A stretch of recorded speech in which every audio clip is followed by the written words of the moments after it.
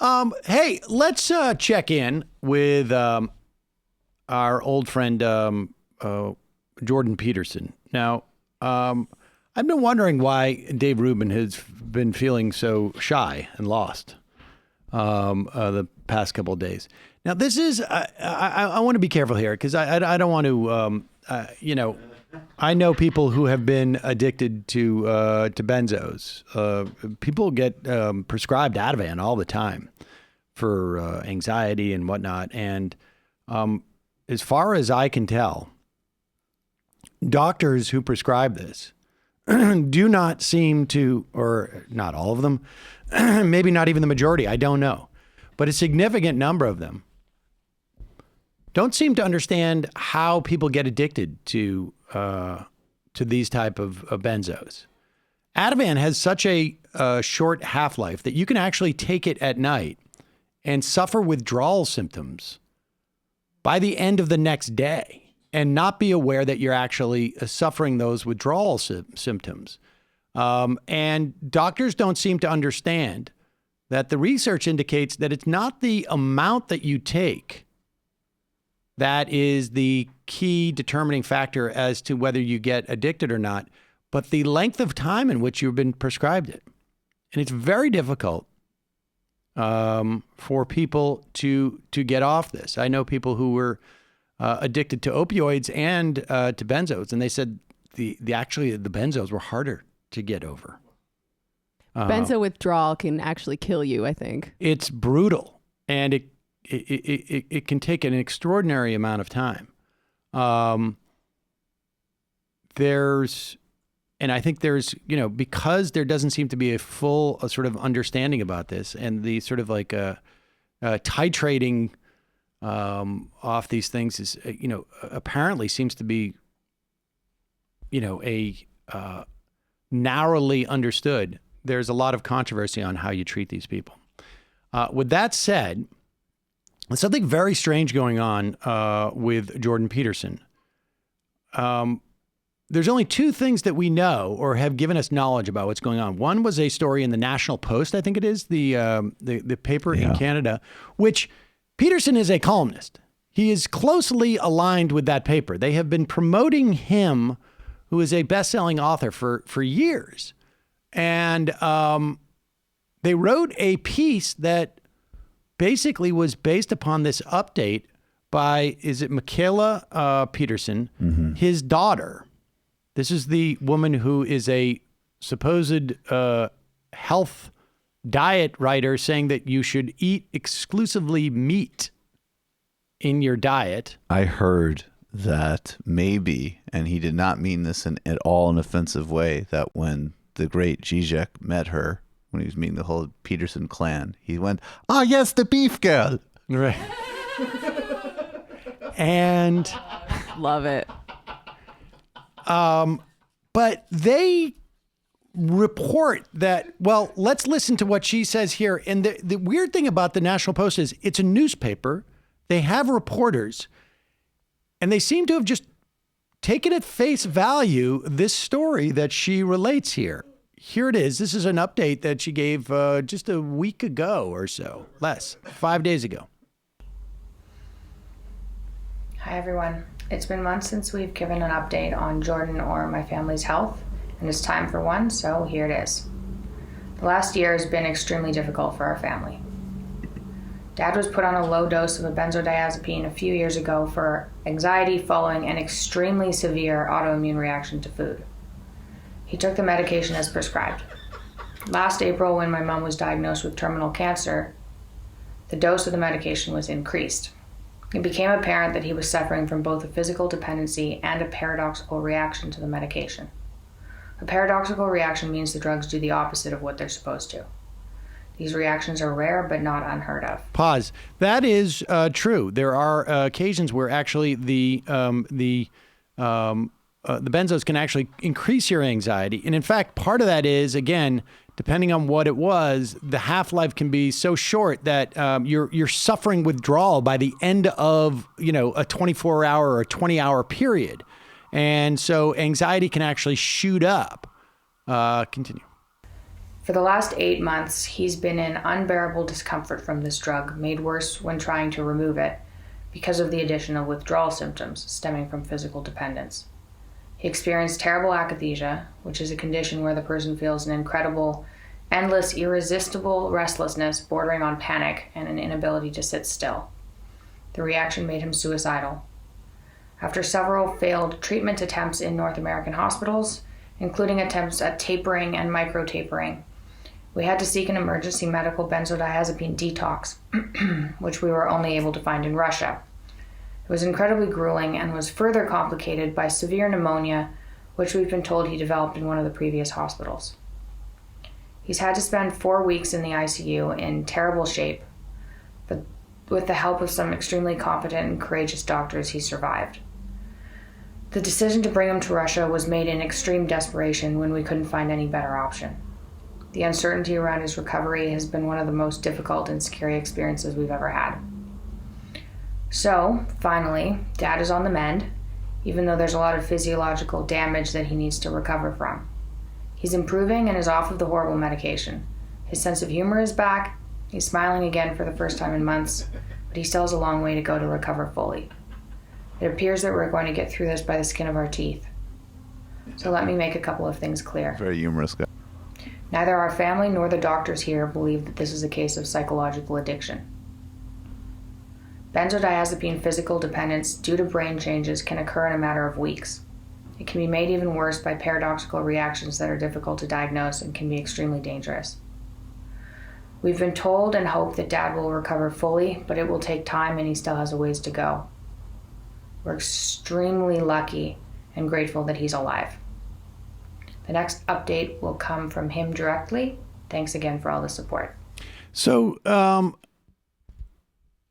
there's a lot of things. So the first piece was written on February 8th in the National Post. It says, it goes on to say, let's see, where do we have here? That apparently in this piece, well, I can't find the other one here, that apparently it goes through basically what she said. For the last 6 months, he's been a horrible, unbearable.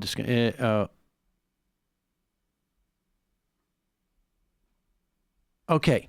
He's still taking, and this is a piece that was written by her, I guess. I can't quite make it out. It doesn't seem to be, this is a February 7th, 2020 post.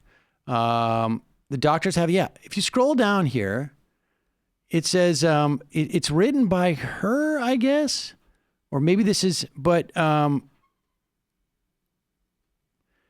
in the video and script given to the National Post, right, and which seems to be like a little bit weird.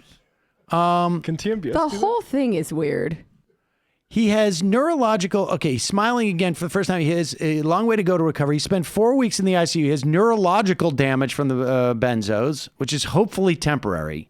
He's still taking anti-seizure medication. Molly Percocet. Now, wait a second. She's saying like he's doing great, but he can't type or walk steadily yet. Still, this is a vast and rapid improvement. I still look askance at the statement that he was having a severe reaction to food. It just seems so weird. Can I just say one point that's serious? The whole point is a lot of this stuff is hard to believe. And they're a newspaper. They should report this stuff out before they just print it out there. It seems a little bit weird to sort of like we're just going to literally regurgitate a press statement for a celebrity. A YouTube video. I think that's also, my speculation here, and I will really try to not make light of this type of addiction that he's going through because it's really horrible.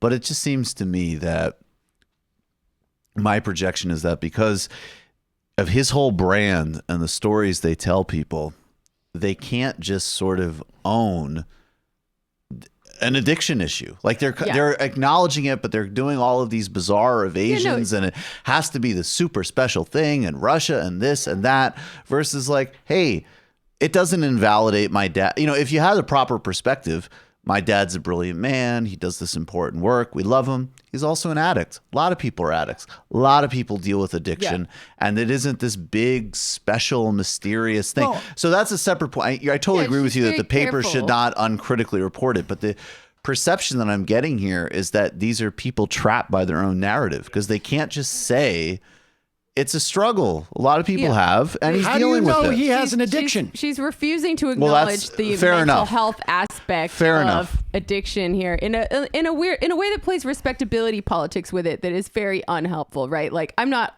like all those other addicts who had a mental health element to it. This is purely physical. That's what I'm hearing. How do we know it's an addiction? How do we know any of this is accurate? The guy has just disappeared.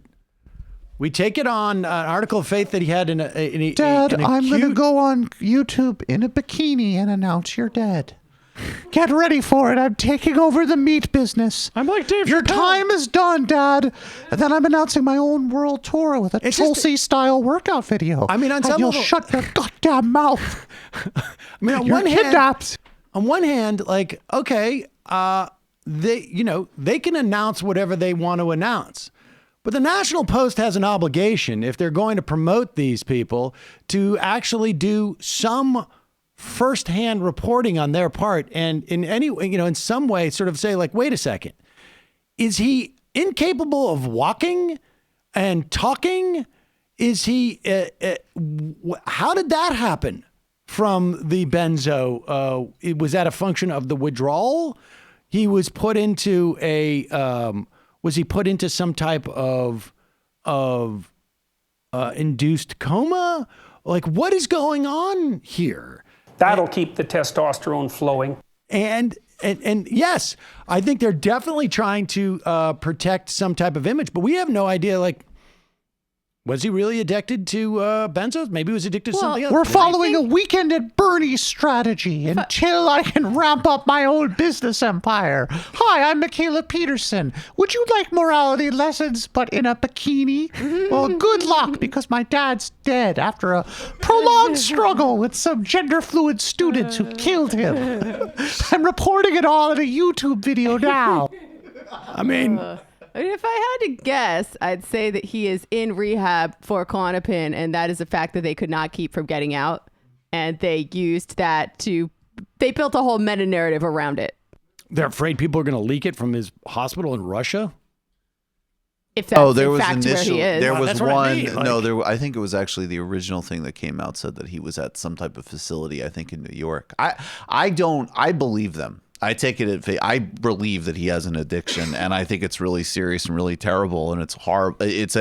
He is part of a very large scale problem in our society, and if he really and wants it's to help really people. terrible. And I think that there is some, there's plenty of examples of people who can't. I mean, look, he was a major, I would say a much, much, much bigger monster than Jordan Peterson. But the guy who founded Scientology, you read about him. I'm forgetting L. Ron Hubbard.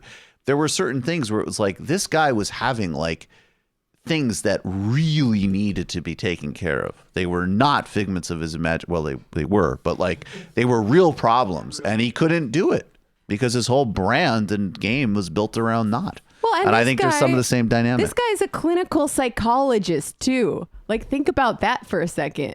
If he really wanted to help people, he would tell the truth and say, I'm only human. This is a problem that affects a lot of people. Let's talk about it in a real way. Yeah, that's maybe he can't talk. I mean, that's the thing. We just don't know. Yeah, maybe he will. Maybe he will later. I mean, hope springs eternal. I just think that a newspaper should not be used as sort of some type of like conduit to present. Mikhaila's got a new bikini and a new update on her dad's health. Let's go to press. Boom. We've got to keep up the YouTube business. Exactly. So, Mikhaila, even if I can't say anything else and I have spiders coming out of my veins, put on a tank top and talk about personal responsibility. all right, let's get back.